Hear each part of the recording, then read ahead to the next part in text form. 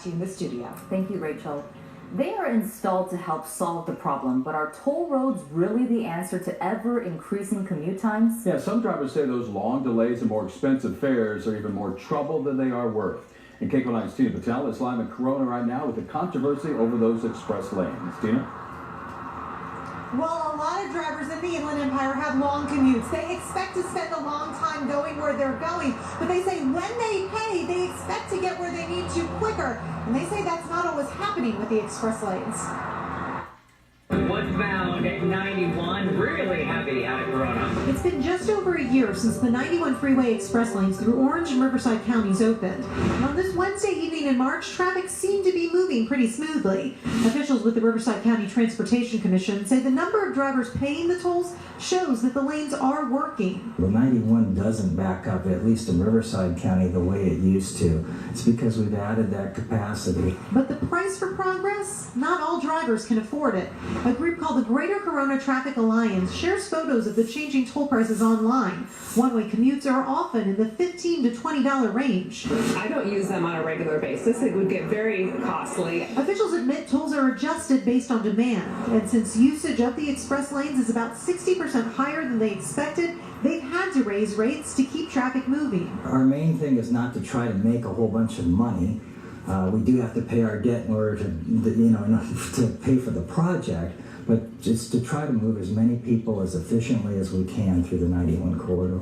But drivers say it's not just pricing that's a problem. Some think the express lanes have actually caused more congestion. Their studies only focused in on the freeways and how the project would impact the traffic on the freeways and not the side streets. It wasn't even a consideration. In the morning, some side streets like Green River and Corona look like parking lots. So what you're seeing is a queue up of 30 to 45 minutes just to get on the freeway. You have people driving on the wrong side of the road, doing all kinds of illegal maneuvers in their cars because they just can't access the freeway. It's a mess. We all know that.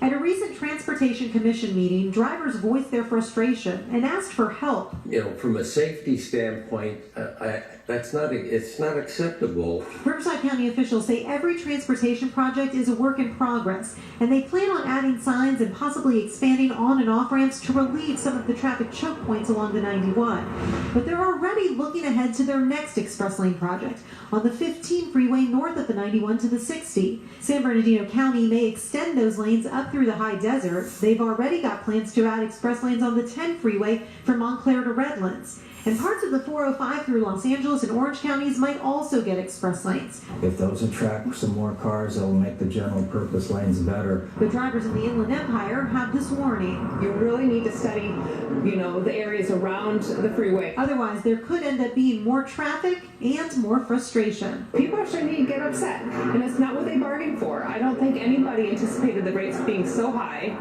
And after all of this, we're just left going, you're going to give us more of what? Yeah, even though drivers might not love express lanes, officials say that they are easier to fund and they are efficient. So we might have to get used to them no matter where we live.